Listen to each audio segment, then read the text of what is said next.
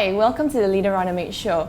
I'm Sarah, and today with us we have Rejie Samuel, who is the CEO of Air International Thermal Systems. Welcome to the show, Rejie. Thank you for having me. Thank you for being here. So let's get straight into it, shall we? Okay. Maybe you can start by telling us a little bit about yourself, your background, what you do, your interests. Oh, okay. Yeah.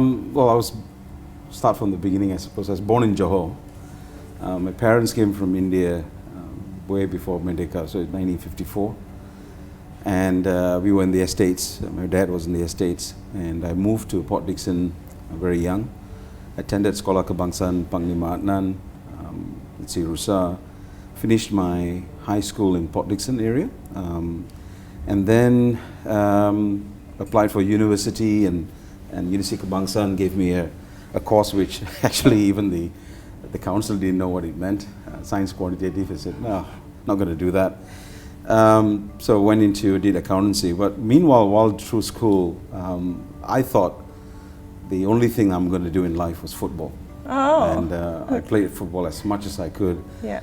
And I was in Negri, and the knee injury came in place. You represented state. Yes, I had a knee injury, and at that time, when you have a knee injury, the job they give you is parking attendant. So in Seremban, the parking attendant is you write a chit and you put in, and every hour you go around. And the reason they give you that job is because at 4 o'clock it's finished, and then you go for training at 4:30. That didn't work out in the end because I had to borrow money from my mom to go to football and go to school. Yeah. They were very supportive, my parents, but didn't work out. So I did accountancy because I loved maths, so I did accountancy, and I did Chartered Institute of Management Accountant. And my first job, I worked there for about 6 months as a training, and then real job actually was in Colgate-Palmolive. Yeah, which you spent quite a few years at, right? I spent there 10 years. Well, before I get into the work life, then married with 2 kids. Nice. My daughter is doing medicine in Belfast. She's got 1 more year to go. And my son is 18. He just finished his high school. He is in university in Reading and JB. Yeah. He's also playing for JDT under 19 football club. Oh, he takes after his dad. He just signed, and seriously, he's a much better player than I am. He's good with both feet, and his coach is really happy. He's walked into the first team already, and he's playing a lot of games. And also, he's learned to balance the life between professional football and university. So let's see how that goes. Yeah. Coming back to me, in Colgate for 10 over years. Then I was very fortunate. I worked for Kellogg's for a bit, for about a year and a half before they changed directions for Asia. And I had a very opportunity to go to Korea for 6 months. That was TRW, who was just down the road from here before. And they said, go to Korea for 6 months and you come back as a finance director for Asia Pacific. I said, well, 6 months in Korea, it can't hurt. Five years later, I became the president of TRW Korea. I ran the division, my first running an operation other than finance, which is interesting. We'll talk about that a bit more. Yeah. And then from Korea, at that time, Korea wasn't very family friendly. It was not. I enjoyed it. I learned to read and write Korean. I could speak a bit of Korean, rusty now, obviously. Then Air International came a calling in 2005, and it was in Melbourne. And my wife said, well, I don't care what the job is, as long as it's in Melbourne, we are leaving. Yeah. And so it was back to finance, actually, in Air International. I didn't really want to go back to finance, but the board of directors told me that the job is not really finance. It was actually an operational finance because they needed somebody to be the COO, but they don't have the job created yet, but they will create it later on, which they did in 2008 and became COO of Air International. Moved to China in 2008. Which is where you're based now, right? I'm based now. I've been there since then. And you can speak fluent Chinese? Unfortunately, I do not. Unlike Korea, where I was in Korea, then I had read and write. My family, my kids speak various degrees of Mandarin. I spend only 30-40% of the time. So every time I go for a class and then I go on a 2-week trip and I come back, Chinese is going to pick up again. Yeah. But the thing in China now is that everybody wants to speak English. So the chances everyone. If you go to the underground market and they can speak English to you, and so it's chances of in Shanghai is a very bad place for you to try to learn Chinese. Chinese. Everywhere else, if you're in Chongqing or in Beijing or somewhere else, I think you will be. That's sort of put me where we are today. So let's fast forward. Excellent. It's really interesting how you've been so flexible over your career, being able to change job roles sometimes. And during your 10 years with Colgate, tell me a bit more about that. You said, I remember you also said that you've been able to do a couple of things. Yeah. Tell us about that and how you managed to just transition from one role to another. Okay. A bit of a background in Colgate. My first boss actually was Anthony Martin. He was a CFO. He's fantastic finance guy who taught me everything I needed to know finance, not in school, under him. And they started, and he basically essentially had this thing, well, if you're good enough, you're old enough. And except for the first 2 years I worked, because I was working and studying, I had that job for 2 years, a costing clerk and a costing supervisor. The moment I qualified, he put me on to, every year I had a job, a different position. Yep. I started off internal audit manager, the next year I moved to financial accounting manager, became budget manager, then finished off in Colgate in finance manager in factory. And it was just, you're ready to go, you move. I mean, whether you're ready or not, you're going to go. He made me, I think he started the whole thing in my head about making sure that I change, I adopt new things. In finance, you guys can get into one particular area and that's it. Yeah. And they don't do anything else, they don't get opportunity, even if they wanted to. Which is why your story is really interesting. Yeah, and for me, I really owe it to him, and he's done that. He's passed away since, but I visited him in Norwich when he retired, and I told him what that has impacted on me going forward in life. And so the change is constant in my head, and I also cursed him for it. I said, because of that, I need change every single time. Yeah. And so he said, well, he always thought that was the way to do it, otherwise finance can get really, really boring. So, and also the other thing Colgate came up with was at that time was, the finance role should be to help the business get better. Absolutely. So they moved us into the budget. The budget manager actually reported to the marketing director, and the dotted line only to the finance director. And I reported into the manufacturing director, and I had engineers reporting into me. So I learned the operations from the industrial engineers, and I taught them how to translate what they do into numbers. So we were ahead of our game, and we had teams going out and weekly basis were able to tell what the variances are going to be, what the numbers are predicted to be, as opposed to waiting for the month end, close the books, and 10 days later they get the results, and then 15 days later they say, okay, we'll promise to do better the next month, and it doesn't get better. So that's the frustration of being in finance, and that's why getting into operation for a finance guy has been one of the things that I felt that should be the only way. Yeah, excellent. And there are a lot of finance guys who don't want to do it. They want to do tax, they want to do audit, they're happy doing that. That's okay too. But for me, I just... There's a chance to grow. Okay, yes, we're going to take a quick break, Sure. and when we get back, we're going to talk a bit more about your leadership experiences, so that our audience will be able to learn a bit more from you. All right, brilliant, thank you.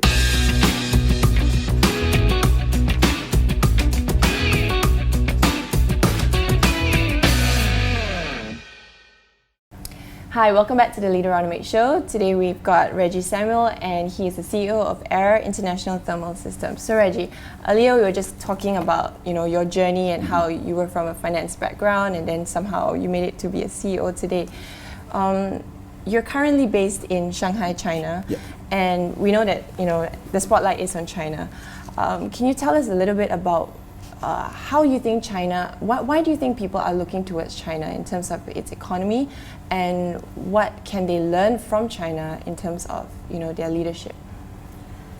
Been in China now for 13 years, and it's a saying in China that every day, every night is a different. Highways come off quickly, and so it shows the pace of change doing it.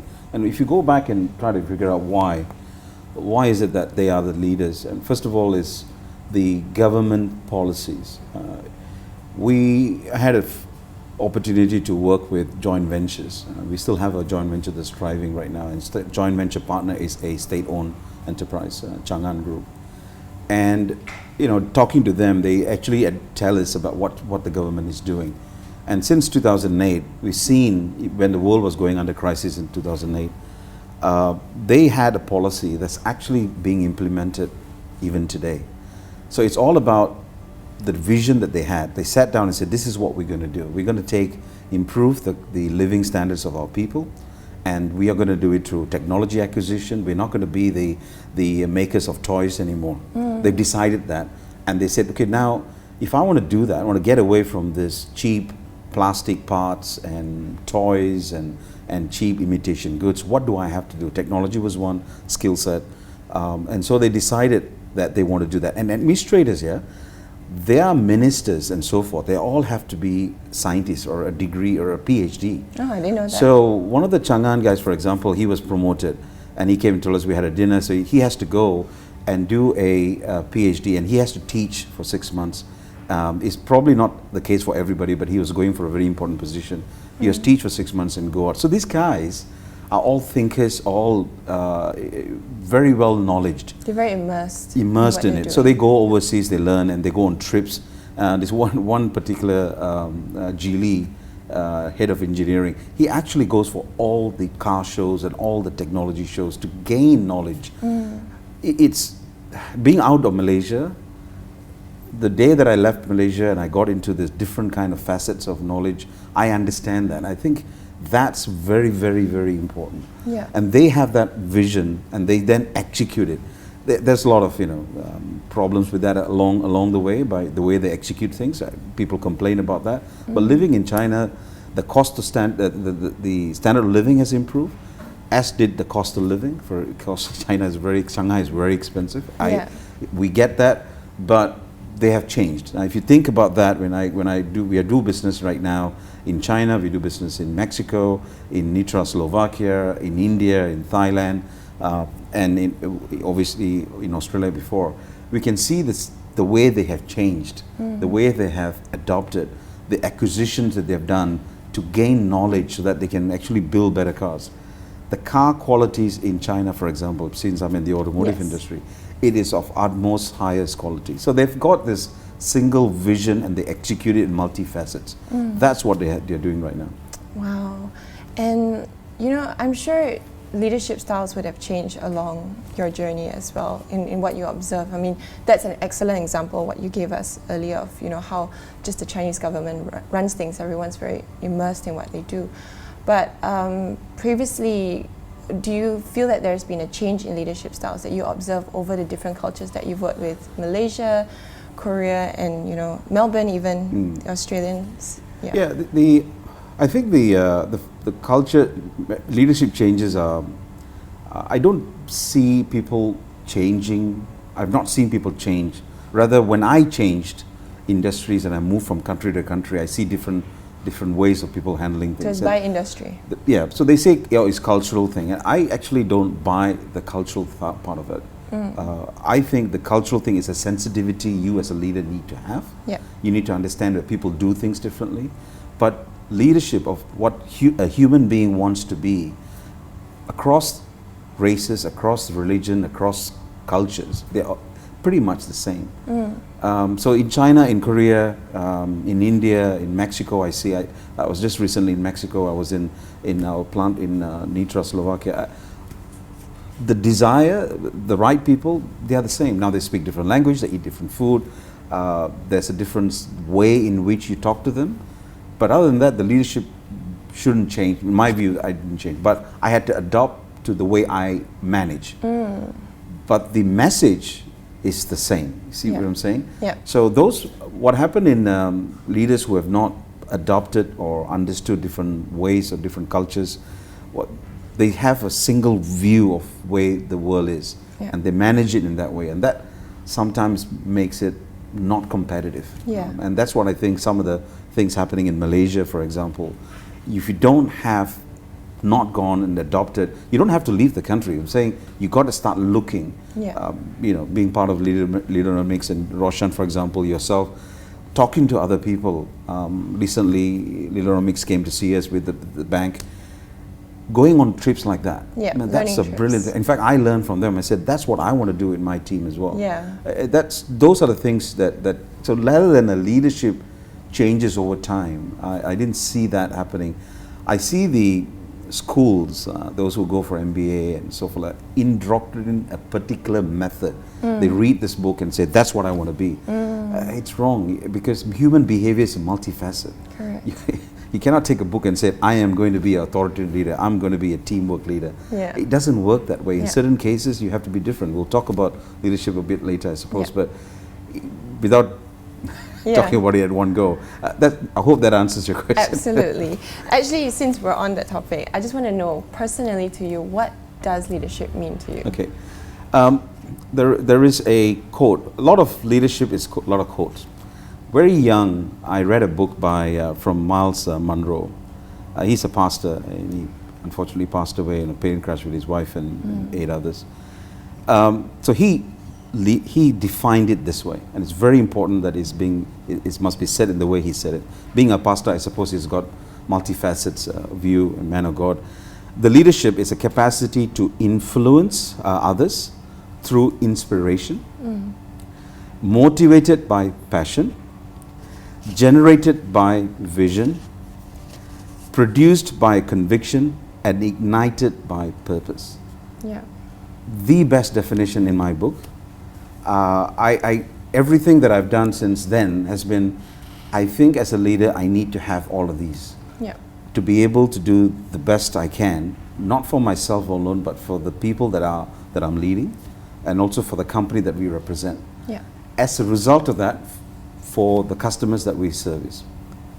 It's That's sort of, pretty much it. yeah, pretty much it, really. That's Nice. So I go by what those are, and every day, every time that we have an offsite recently, we talk about this all the time. I repeat this again. And so one of the guys said, boss, any other definition you got? I said, no, I have a lot of definition. Drucker has one definition, very clinical, and it's right, but this one has the real human nature to it. And it can be applied to any situation. Can be applied to any situation, and I use that for my children as well. I said, and I can see it in my daughter. And when I talked to her about this long time ago, she's passionate about being a doctor. I can see it in my son. He's really passionate about football.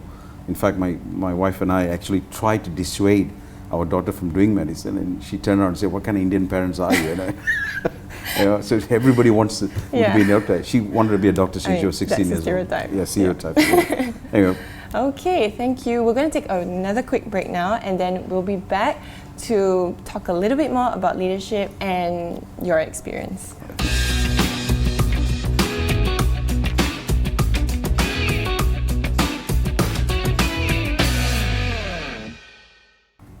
Hi, welcome back to the Leaderonomics show with Rejie Samuel. Right now, it's time for Thinko.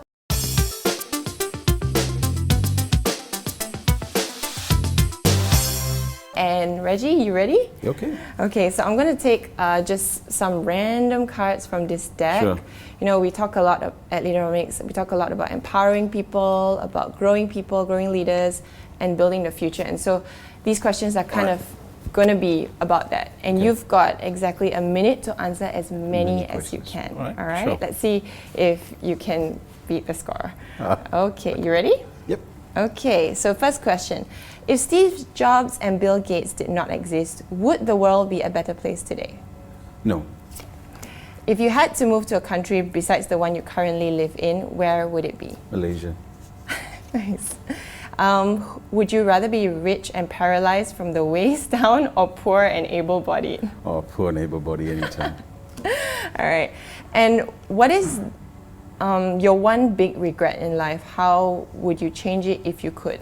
Are there any? Didn't play football professionally. Oh, nice. But your son is playing football now, living your dreams. Yes. What is beautiful to you in life? Where do you find inspiration? My family. Nice. If you could be given another talent or ability, what would that be? What would you want? Public speaking. I think you're fine though. So, what do you think is the next great invention that will change the world? Autonomous vehicle. Do you think that it's better to speak the truth or to cover up for a good friend? Always speak the truth. Nice. Okay, excellent. Let's see how many you've done. 1, 2, 3, 4, 5, 6, 7. Oh. Not bad. Okay. What's the best? Well, around this time. Okay. I could have asked the questions faster. Okay. All right. Thank you. Now, I'm just really curious about what your take is on mistakes that many leaders make. I mean, we're all human. We make mistakes, right? Do you feel that there has ever been, a mistake that you've made in the past, and I mean, you probably don't need to talk about it, but you can tell us how can leaders overcome those things? How can they identify it? How can they improve from there? The over 30 years of working, the thing that I've seen, the mistakes that people have done is about people. They are in a dynamic organization. There are interaction with people, and there are some people who fits, and some people don't fit. And the biggest mistake that I have personally have done as well, and I've learned from it, is addressing that very early. Because you take a good guy and make him bad, because the organization is always deemed more powerful than the individual. And so the person who has turned out to be all gung-ho and great during interview, resumes are great, all good references, come to your place, and somehow or other something happened, did not work out. And most people know about it, and during performance reviews or whatever, and they said, look, let's give him a chance, let's give him a chance, let's give him a chance. And that person doesn't work out. And so then you've just destroyed the career or the person's motivation and confidence, and that's the problem. Yep. And more importantly, if that person is obviously a crucial part of the team doesn't perform, and the business is impacted.